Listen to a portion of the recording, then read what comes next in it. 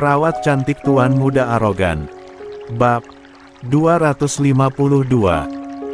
Mungkin tidak sebesar bisnis milik keluargamu yang sangat fantastis, tapi lebih dari cukup untuk menghidupimu, Nona.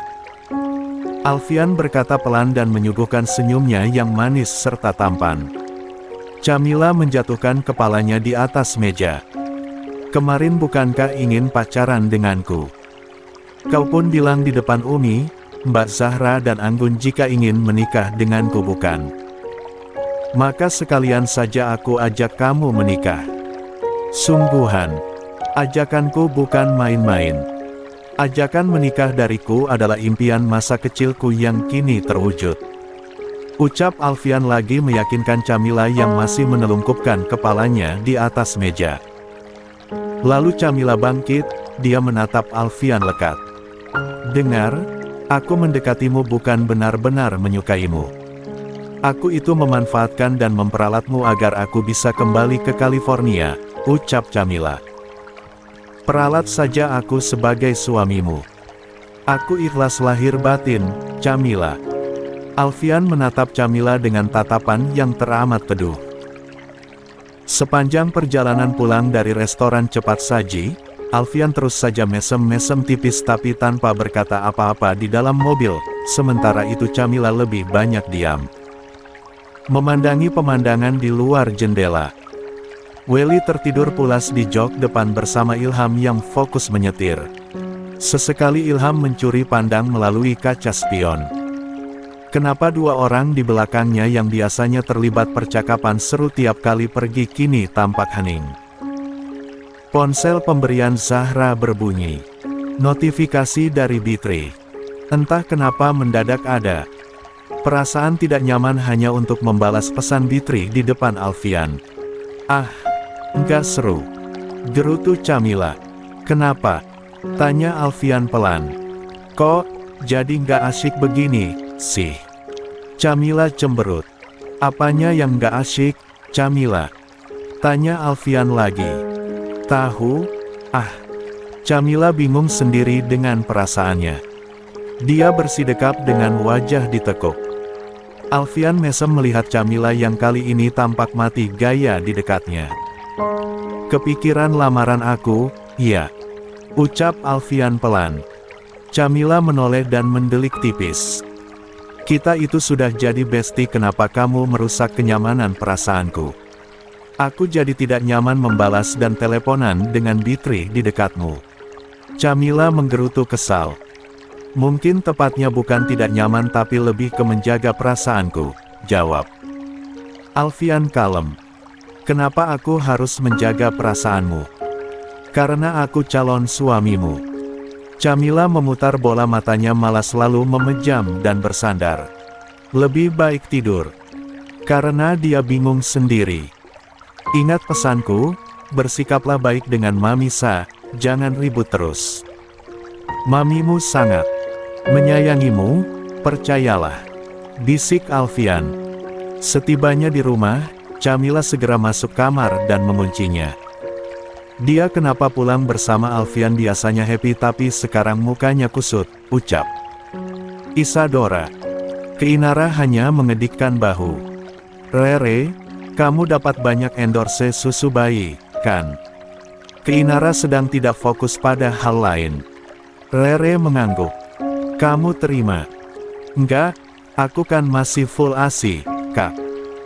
Jawab Rere yang menyambut kedatangan Welly dengan banyak paper bag besar berisi aneka snack kesukaannya yang dibelikan Alfian. Welly, tantemu kenapa cemberut abis jalan-jalan? Tanya Isadora. Welly menggeleng polos. Tante Lala sama Om Fian gak berantem, kan? Tanya Isadora lagi. Enggak, kok. Jawab Welly pendek. Sementara itu di dalam kamar, Camilla kembali kalut. Dia tengkurap seraya membolak-balikkan kepalanya ke kanan dan ke kiri. Telepon dan pesan dari Bitri dia abaikan.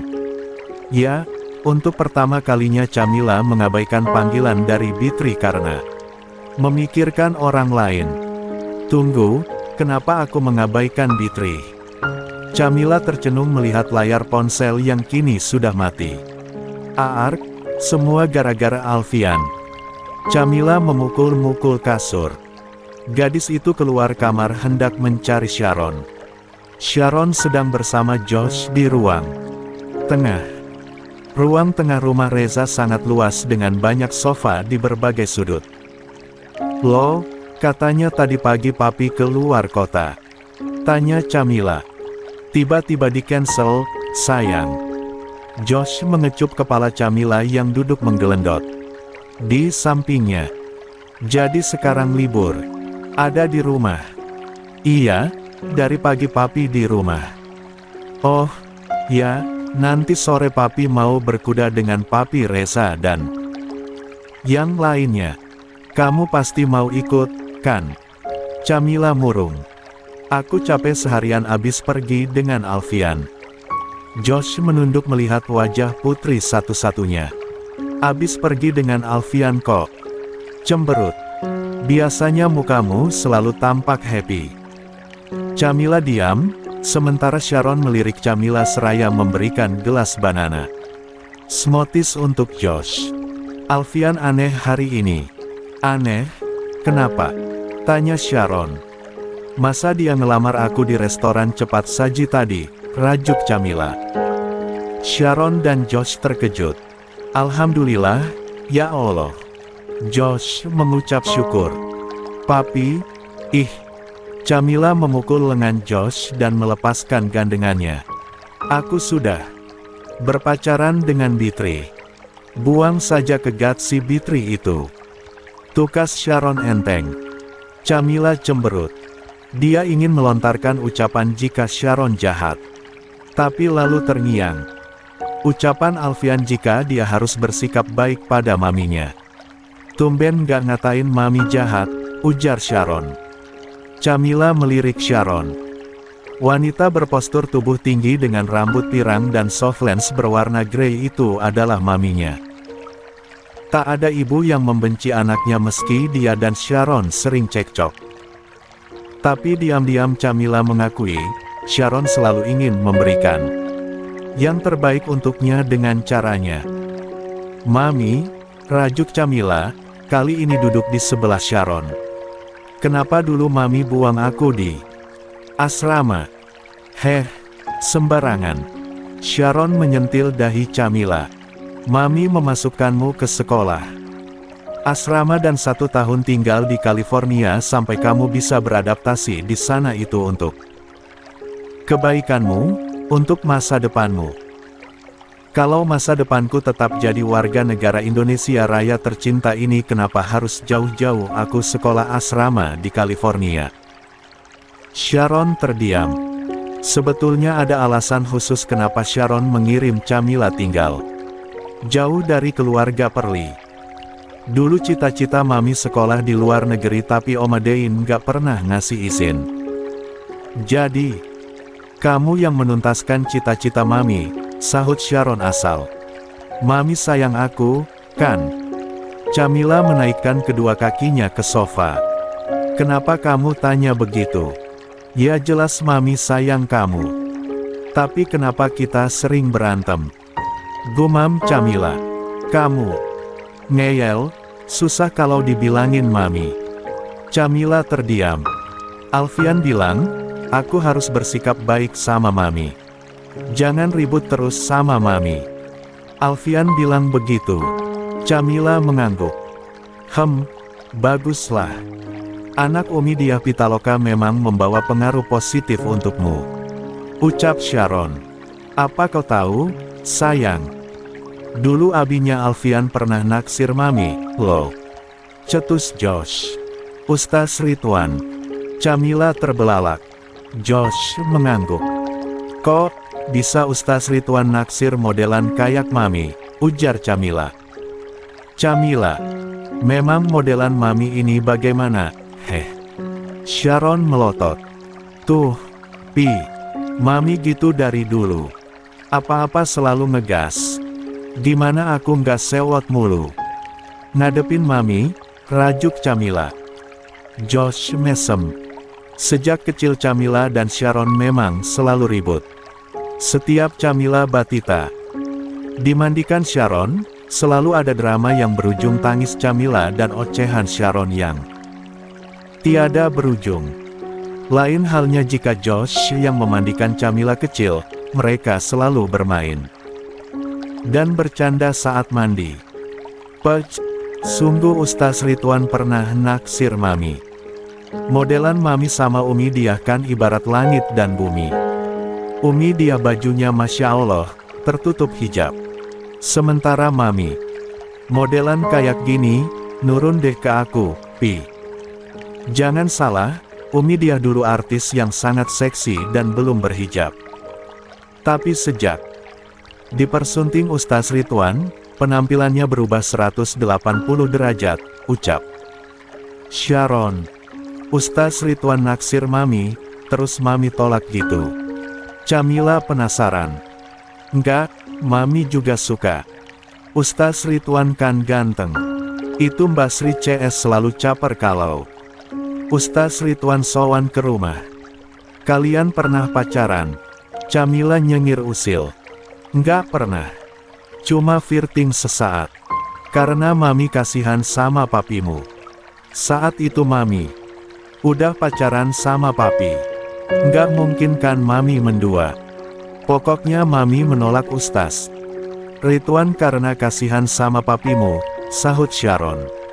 Ish, Mami jahat. Masa kasihan? Mami nggak cinta sama papi.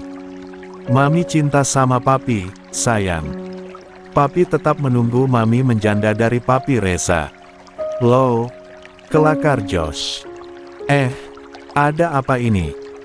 Tiba Reza dan Lanita muncul. Kenapa sepertinya ku dengar ada yang sedang membahas masa lalu. Reza dan Lanita duduk di seberang Camilla, Sharon dan Josh. Camilla kerap heran bagaimana bisa Josh dan Reza yang dulunya adalah rival bisa menjadi keluarga yang rukun, harmonis dan selalu kompak. Ini, tadi Camilla laporan katanya dia abis dilamar Alfian lalu nyerempet ke soal abinya. Yang dulu pernah flirting sama aku, keke Sharon merasa geli. Reza terkejut. Kamu dilamar Alfian? Camilla mengangguk dengan bibir maju. Wah, sayang. Besok kita undang Ustaz Ridwan sekeluarga makan malam di sini. Bilang juga sama Mama Dein dan Papa Erik. Kita akan besanan dengan keluarga Ustaz dan artis papan atas. Ucap Reza pada Lanita penuh semangat. Camilla hanya melongo mendengar ucapan Reza. Hatinya semakin bingung tak keruan. Camilla tercenung di jendela kamar, memandangi kolam renang rumah Reza. Angannya melambung jauh ke masa lalu. Masa di mana dia masih sangat kecil, sang juara renang cilik. Kebanggaan papi dan maminya. Camilla kecil memiliki seorang teman sekelas yang kebetulan kerap bertemu di rumah. Keluarga Dharma Wangsa. Dia Alfian. Alfian kurus dan ceking yang selalu mengejeknya cengeng sekaligus teman bermainnya. Dia Pitaloka memang dekat dengan Lanita dan Sharon. Maka Alfian dan Camilla pun demikian. Bibir Camilla tersenyum saat mengingat masa itu. Bagaimana bisa dia melupakan saat-saat indah dulu? Saat dia memiliki teman lelaki yang tulus menjadi temannya. Bahkan, ternyata menyukainya hingga kini. Gadis itu melihat rumah pohon milik Leon kecil di depan base camp. Dulu Camilla pun pernah beberapa kali bermain di rumah pohon milik Alfian. Sungguh masa-masa indah yang benar-benar telah terlupakan. Kini, ada perasaan hangat di hati Camilla saat kembali mengingatnya. Ponsel Camilla bergetar. Bitri menelepon.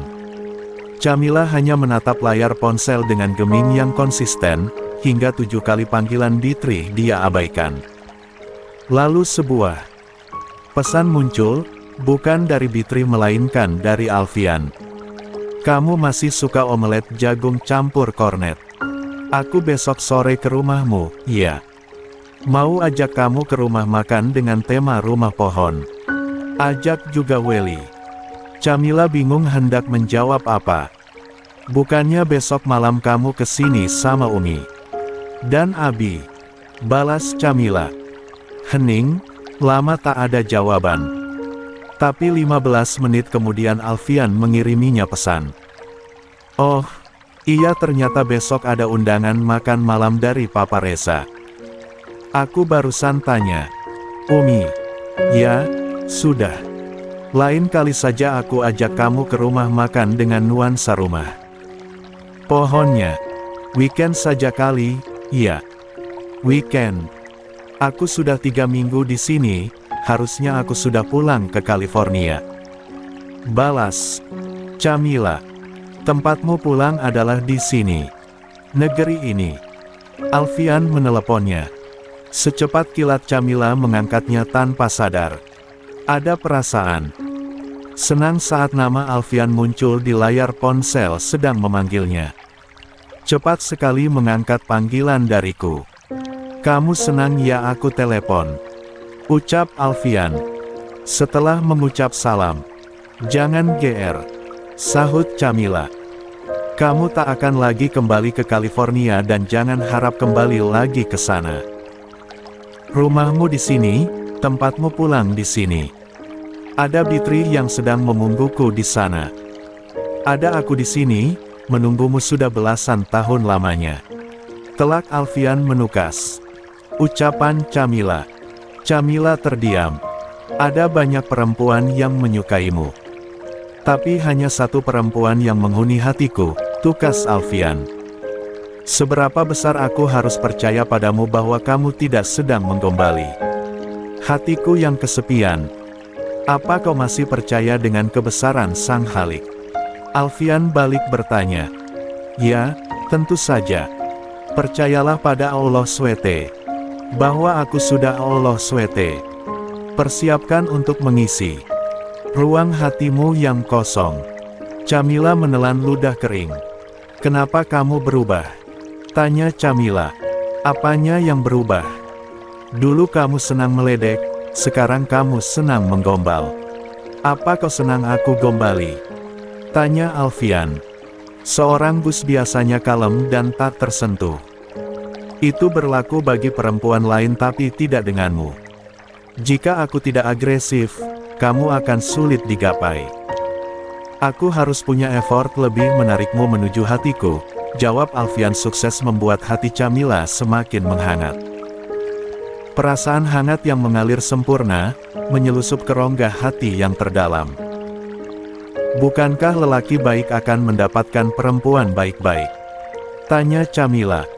Tapi hidupku penuh dengan kebebasan. Siapa yang akan mengekangmu? Kau bebas mencintaiku dengan segenap jiwa raga tanpa takut Allah SWT akan murka. Tentu saja setelah aku menjadi suamimu. Senyum Camila terukir di sudut bibirnya. Kau tahu, aku pernah beberapa kali terpuruk karena terlena oleh kemanisan seorang pria dan berakhir menyakitkan, ucap Camila. Manis yang kutawarkan bukan sesaat, bukan pula sandiwara. Umi dia memang pandai berakting. Tapi perasaanku padamu bukan akting, Camila. Andai Alfian bisa melihat. Camila saat ini tampak tersipu. Jari tangannya memilin-milin. Ujung dress yang sebatas lutut dikenakan olehnya. Apa Umi dan Abi akan setuju mempunyai menantu sepertiku? Tanya Camila hati-hati. Apa? Barusan kau bilang apa? Alfian merasa tergetar hatinya mendengar pertanyaan Camila. Ah, kamu pura-pura nggak dengar pasti. Tanpa sadar Camila merajuk manja pada Alfian.